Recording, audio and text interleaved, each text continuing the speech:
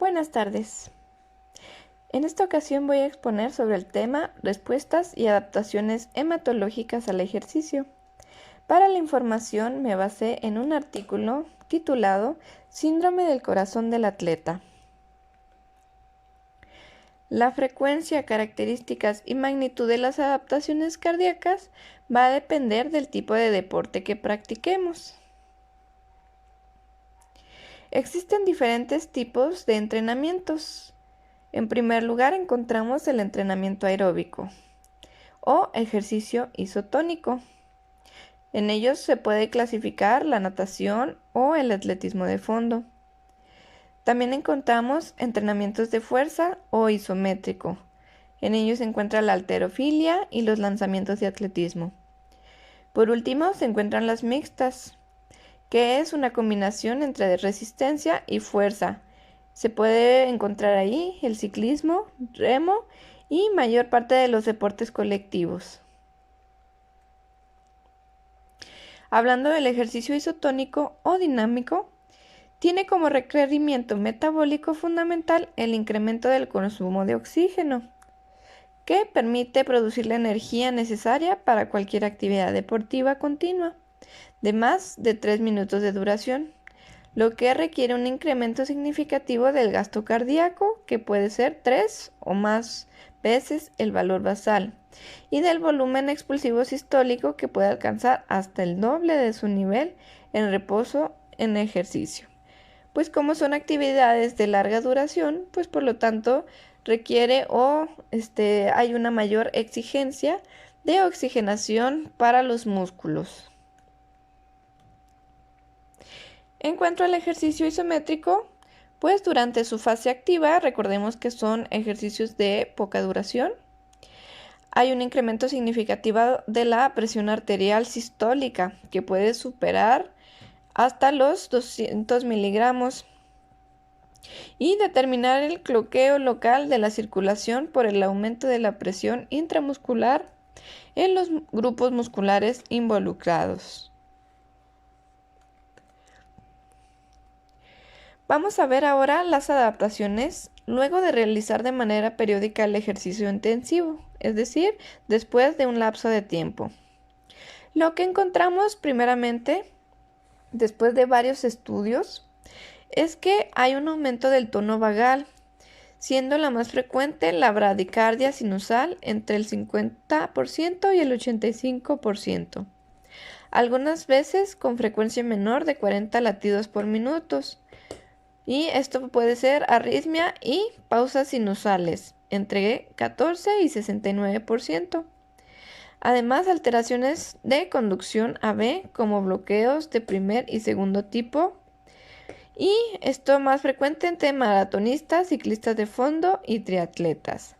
Aquí observamos una imagen de lo que es la bradicardia.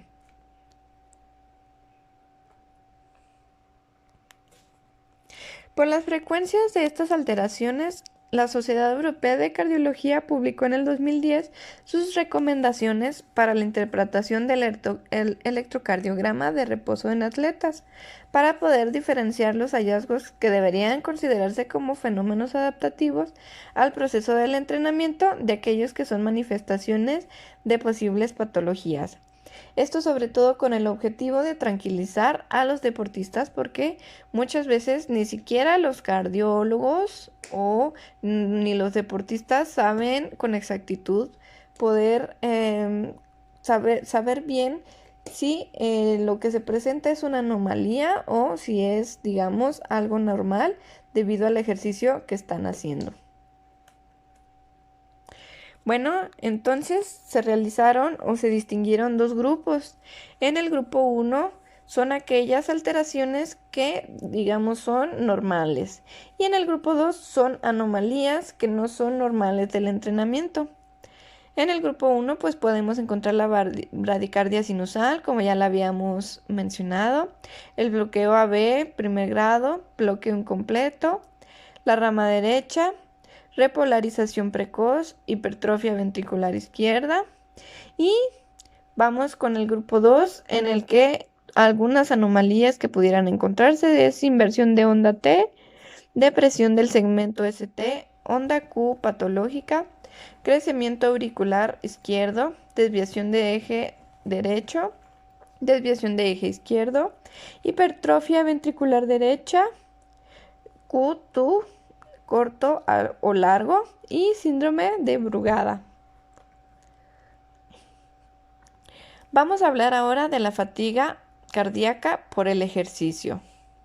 Como bien sabemos, esto se puede distinguir dentro de una sesión de entrenamiento o competencias intensos y prolongados, que producen con frecuencia un conjunto de fenómenos en el organismo del deportista, que se han denominado fatiga aguda y o sobrecarga. Fenómenos considerados propios de la actividad extenuante de la actividad deportiva. Entre ellos puede destacarse la deshidratación, que vendría siendo algo muy frecuente, la hipertermia, disminución significativa de las reservas energéticas, en especial de glicógeno muscular, dolores y edemas musculares, ósea y articular, signos de alteraciones metabólicas inflamatorias y respuestas cardiovasculares básicas, como puede ser el incremento de la frecuencia cardíaca persistente o hipertensión y ortostatismo. Todos estos síntomas hallados dentro de las imágenes como bioquímicas, estudios bioquímicos, son más frecuentes en competidores inexpertos y con un volumen de entrenamiento considerado bajo. Por lo tanto, podemos destacar o concluir que las personas que no tienen una preparación física adecuada son más propensas a desarrollar esto.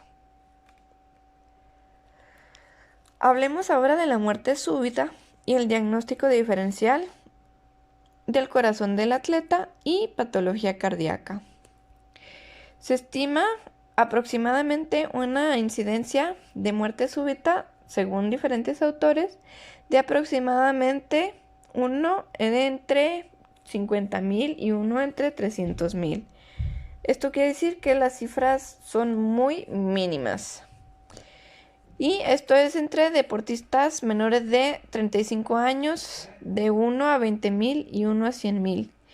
Y en los mayores de esta edad, siendo al menos 5 veces más frecuente en el sexo masculino. Las causas de muerte súbita en el deporte están relacionadas con la edad del deportista. ¿Qué quiere decir esto? Bueno, que dependiendo de la edad va a ser las características o la forma en que se llegó a dar la muerte súbita. Por ejemplo, las personas que son menores de 35 años, la etiología más frecuente es de tipo hereditaria o congénita, sea con una cardiopatía estructural o arritmogénica. Y los que son mayores de 35 años, el origen más habitual es el adquirido, es decir, propio del paso del tiempo y la existencia de factores de riesgo cardiovasculares no tratados. Por último, el mecanismo final común que determina la muerte es una arritmia ventricular letal a consecuencia de las mayores exigencias hemodinámicas, la producción de isquemia y los cambios electrofisiológicos producidos por el ejercicio intenso, a veces exacerbados por estrés emocional o condiciones climáticas adversas durante la competencia deportiva. Como conclusiones, pues es importante saber diferenciar los resultados de los exámenes cardiovasculares de los que son adaptaciones normales a las anomalías, sobre todo para informar correctamente y no crear preocupaciones, como ya lo mencionaba antes. Sin embargo, no debemos de bajar la guardia, ya que debemos seguir al pendiente y con monitoreado frecuente de nuestros deportistas o de nosotros mismos, sobre todo tomando en cuenta antecedentes familiares.